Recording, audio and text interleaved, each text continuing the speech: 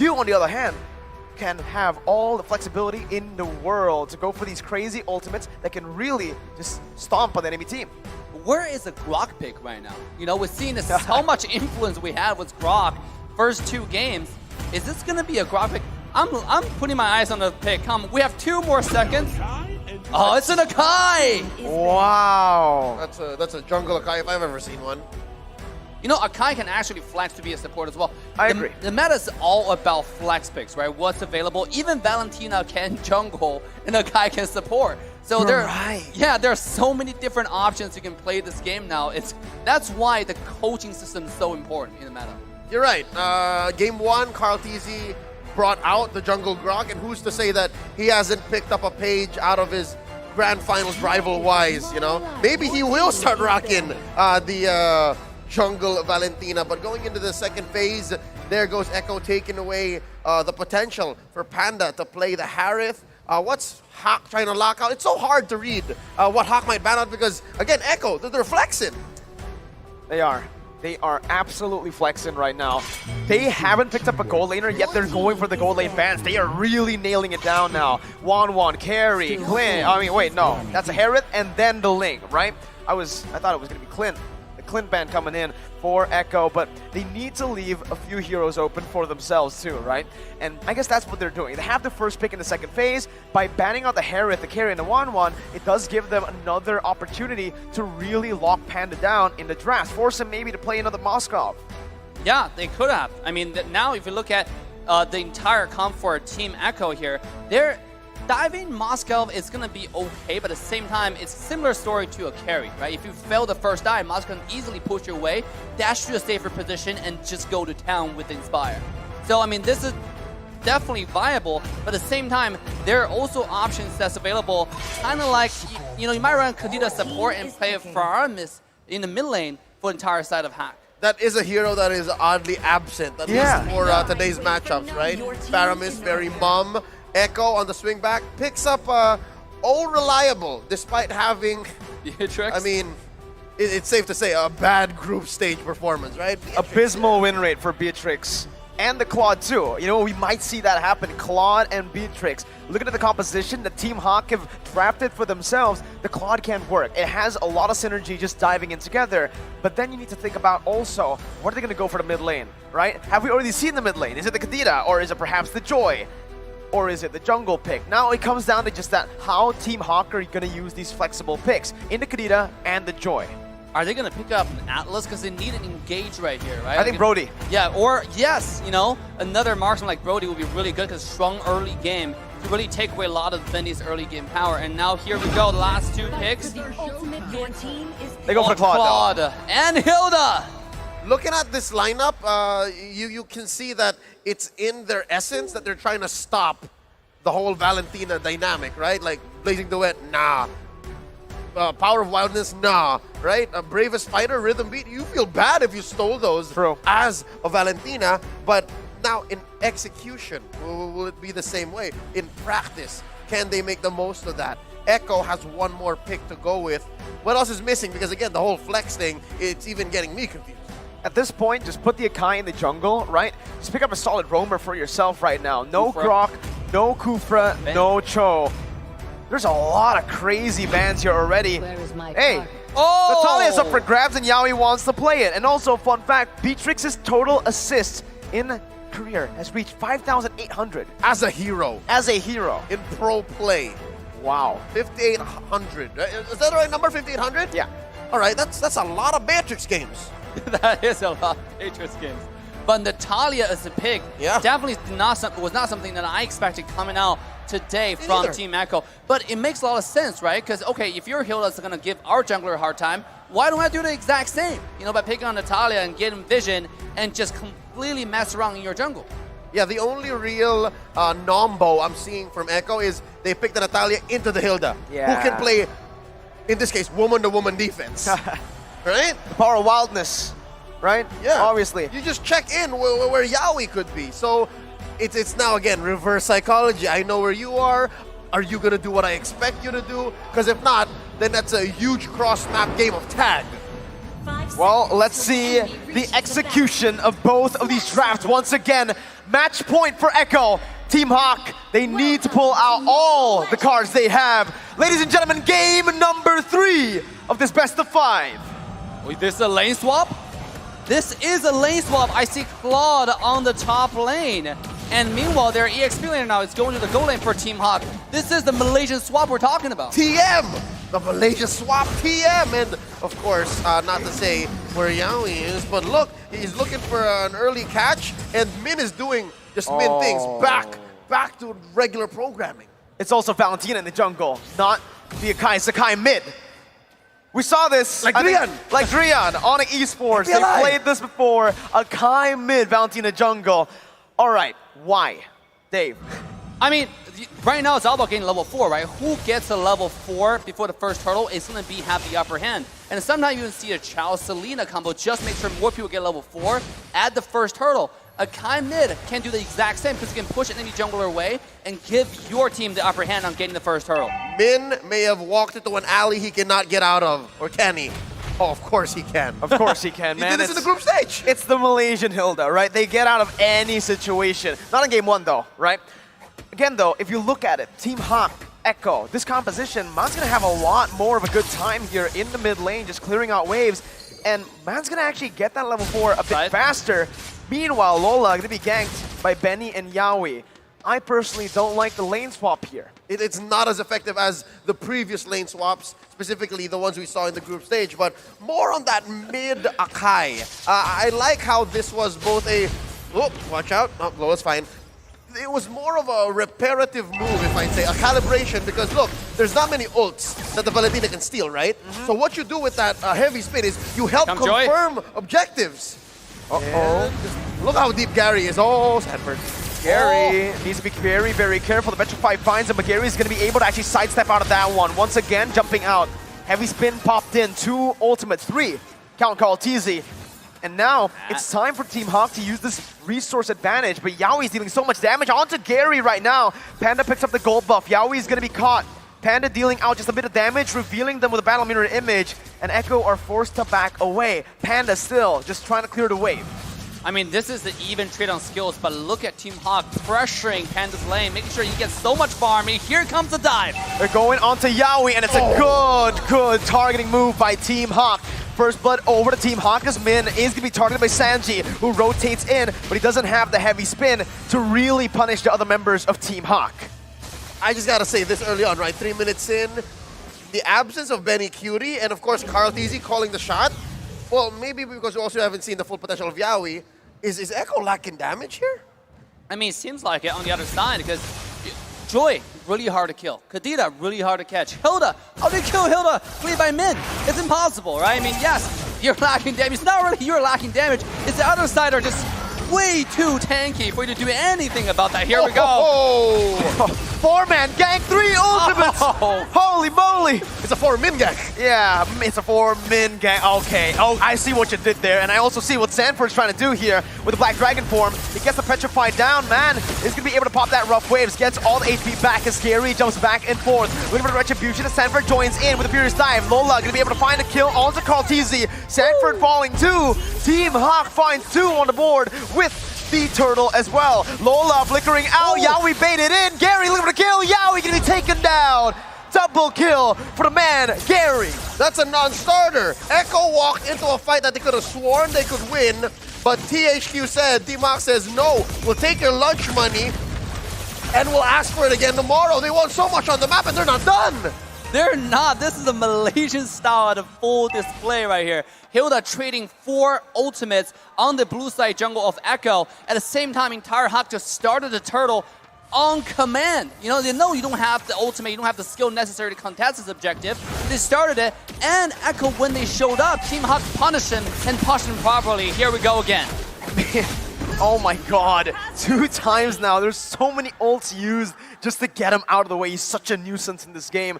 And right now, I do feel like he's a bit more just reliable in this game compared to game 1, even though Echo have drafted themselves a better early game comp. Yeah, Echo's really trying. And again, despite this Natalia not dealing too much damage, Yaoi has hit a career milestone. The Loverboy has dealt millions now in damage. But wait, even Panda, they're struggling to kill even just Panda. All right, now I like it, right? At first, I was a bit, you know, I was doubting the lane swap because, again, Benny's going to be able to find a lot of gold early on to scale onto those item power spikes. Thing is, it's not a full lane swap that they usually do. It's just to get Panda that level advantage to then come down towards the gold lane to win out of the lane and to actually bully the Beatrix. So it's an adaptive lane swap that's really good for Team Hawk. And also, Team Hawk's taking very, very smart and slow, right? They were on the bottom side farming the wave. He expected somebody to show up, right? Just use the Blazing Duet to get the wave, get the farm, and then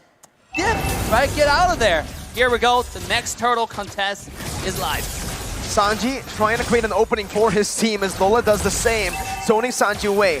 Gary is doing a lot right now, jumps in. That's going to be Sanford with the Black Dragon form. Carl Teasy with the Bravest Fighter, and that's Carl Teasy winning on the Red Tree battle with the Petrify. Finds two members. Lola gets a stun, man gets the rough waves down.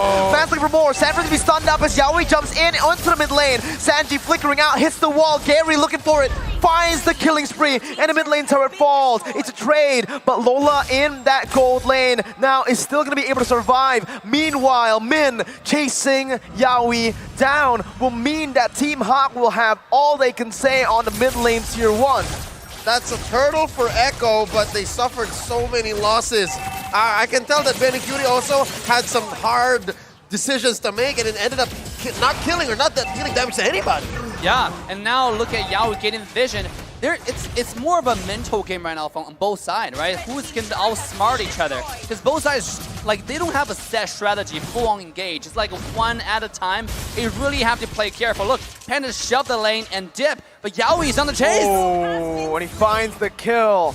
Min tried his best to just give him vision there, but unfortunately, Echo, with that positioning onto the flanks, they were able to catch Panda off guard. All right, this could be, you know, 1,000 times worse for Echo, given that this is a 2K lead for Hawk, and Echo is slowly putting some damage on the board, but I don't think it's enough. Min? Sanji. Oh, no wall to pin Min down there. Nope. Yeah. Starter, still. Oh, here we go though. The damage. They've all used it onto Min. Yaoi's chasing him down as Sanji is going to be able to actually disengage. Yaoi finds the assassination, but that's going to be Man finding the Petrify. Carl Teasy taken low. Lola jumping with the Bravest Fighter, and that's going to be Man actually baited in. Benny finds the kill with the Wesker, a weapon we haven't seen in a long time. Lola getting knocked up. That's the damage coming through. Benny with the Renner is absolutely massive as that's going to be Panda terrified. Gary jumping into the back line right now. He's almost finding the kill. Benny swaps back into Wesker. Yaoi jumping with the silence on that Natalia. Not dealing enough damage to take Panda down. Team Hawk, last game, they were rushing it a little bit, and this game, they're doing the exact same thing. They were finding the dive they should not have, and you can see Yaoi is playing the smart game, the brain game, right? She's getting the vision on the blue side jungle of Team Hawk, and once he realized where Panda was, he found a kill onto Panda, and then he flanked, found a kill onto Min. It is one at a time, very strategic move coming out from Yaoi. I mean, say what you will about the whole roamer getting all the kills situation, but you gotta do what you gotta do to help Echo bounce back, right? And shut down who you need to shut down for Team Hawk. And they're making pushes, and look, here's a heavy spin out. Yo, Echo knows that they're still out of their breath. Hawk is gonna get this clean. It's a good execution here in terms of how to control the neutral objective by Team Hawk, but it's also a very good response by Echo. They, like you said, they know that they cannot take this fight. They will lose straight out on the 5v5, so they instead rotate Yaoi over to pick up a trade. It's not a worth it trade, but that's what they can get right now. But look at Benny's farm though. He's getting there, right? He's about to build a corrosion size into the golden staff. Once he gets those items, Hilda's not going to survive very quickly. He already finished the core damage items, make sure all the skill is going to do damage no matter who it comes. And now it's about shredding the tanks. But here comes the defense. I mean, this Benny, can he hold the Lord? I think it's going to be pretty easy with the SMG. We'll see, right? With the Bennett, it's even faster. So he uses the ultimate, but Team Hawk are still going to be able to use a second wave and even just the can wave from the previous minion. Tier 2, number 1 taken down in the top side. Mid lane to be taken down too, as the bottom lane too. This is just very good micro from Yowie. Team Hawk to control this side as man jumps in, finds the pick on the Sanford.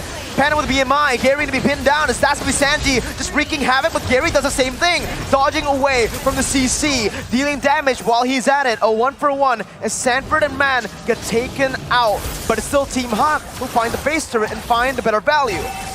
I mean, this is very, very exciting what Team Hawk does. They know Yaoi's looking for the flank, the back line. So what did it do? The ultimate bonding experience, right? The group does make sure you can't do anything at all. At the same time, Panda's a little bit tanky, was mentioned earlier. He built a little bit of defense item to make sure it doesn't get one-shotted. As long as this guy stays alive for actual 1 second, that will help. And here comes the damage! Whoa! What a combination! With the Redder shot and the assassination, now it's gonna be Lola who's gonna be caught. Yaoi jumps in again, and Sanford is the one who picks up the kill. On top of nothing, Echo were able to find a pick. There's still some punishment from Echo because Team Hawk stayed a little longer than they should have. Should have been happy with that mid lane inhibitor push, with that Lord. 1 try, 1 go, success. But they stayed, and I think the vision that the lover boy, Yaoi, provided was super instrumental to get this done. Now, talking about the Echo situation, heavy spin away, I gotta say, they can't win on conventional terms. They always have to win team fights, because their lineup almost has 0 wave management. Like, they have to win fights. Oh, here, oh, man! Oh, I thought Beatrix's Renner was nerfed. Look at the damage he did to Man, what? It's an 11-minute, almost 3-core item Beatrix. True. That's what it does. Oh my god, that's a lot of damage, right? It just feels like the old Beatrix there with the Renner shot. Yeah, it had what now? A Roar and Blade of Despair, right? Yes. It's almost everything you need. The Malefic Roar plus Blade of Despair, that's gonna be a lot of damage. Plus, Man is going full damage, right? Like this guy, the good thing about it, even though he took a lot of damage, he can recover with the passive really quickly. You know, so he's back to full HP again, and this time, Hack, I think if they want to win this game, they have to just play careful. Every time they play sloppy, they get punished really heavily. And here we go, they're going for the Lord. The very, very steady gameplay coming out from Team Hack. This might just be what they needed to win the game. Red Tree comes in, Lola jumps in with the Bravest Fighter now. Again, zoning Echo away, and Echo just did not have anything to respond to that Lord play. It's another Lord, but unfortunately for Team Hawk, it's not the enhanced Lord just yet. Yep, they killed the Lord a little too quick, but then again, a free objective, we'll take it. Enhance their minions, force a push, and again, I think the reasons why they did that is because Echo, as mentioned earlier, has really bad wave clear. So force the issue, keep going. Look at Yaoi, just on the side, he's trying to camp, but again, the UB is too strong, right? I mean, like the ultimate bonding experience on the top side now, they're gonna get a free tower. At this point, the Lord wave is more valuable than the Lord itself. You know, they're pushing the tower for free. More than just for free, they pick up a kill as well, and it's Sanji who falls on the Akai pick in the mid lane. Now let's talk a little bit about that, right? It was a risky move by Echo to go for the Akai in mid and instead flex the Valentina over in the jungle. What do you think they have to do now with this composition? I mean, at this point, it's really have to capitalize on more misplay or the sloppiness from Hawk, because this is a Hawk's game to lose at this point. Thinking about 3,000 go to head, here comes! Sanford getting the petrify down onto Man.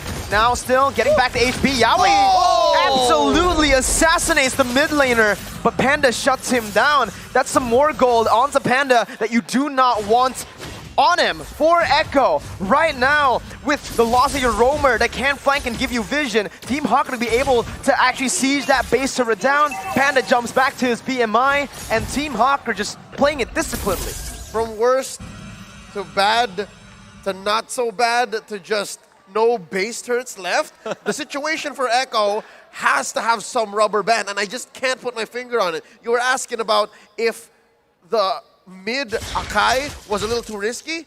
If I remember correctly, that MPLI mid Akai on Drian was a snowball lineup. I don't see any snowball from Echo right here, right now, 14 minutes in. Yeah, absolutely. It's a reverse snowball, actually. You know, with all the vision coming out from Hilda. Natala, even though he's finding, he's trying to do the best he can from Yaoi's perspective.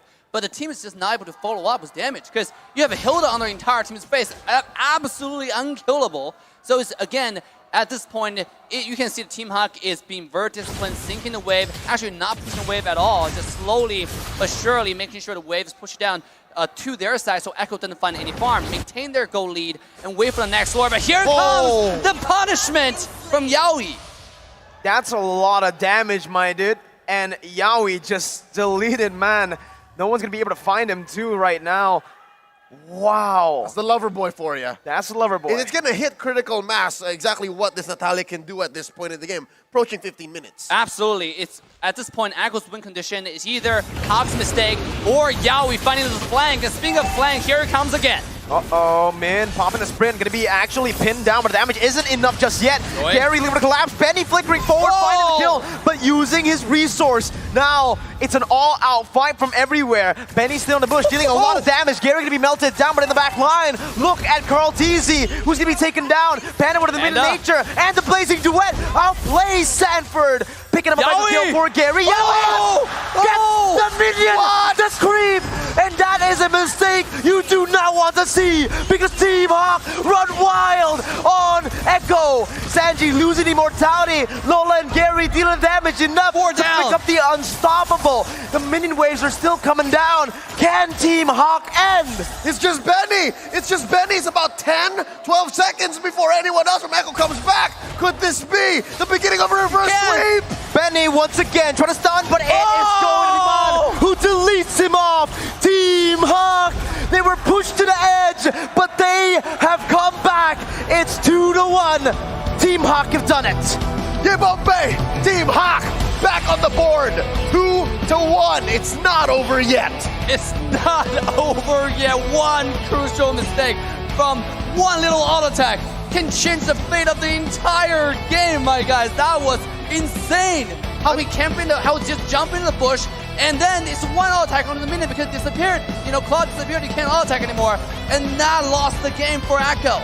I mean, say what you will about that very moment, right? Yeah. Which might as well could have turned it around for Echo, but the writing was on the wall. Echo was just holding on for dear life. But what? Yes. Imagine like the whole Lion King situation, right? Oh, man. With what was Simba's dad's name? Mufasa. Mufasa hanging on by his paw, right? He was holding on for like 2 or 3 fingers. That was worse for Echo.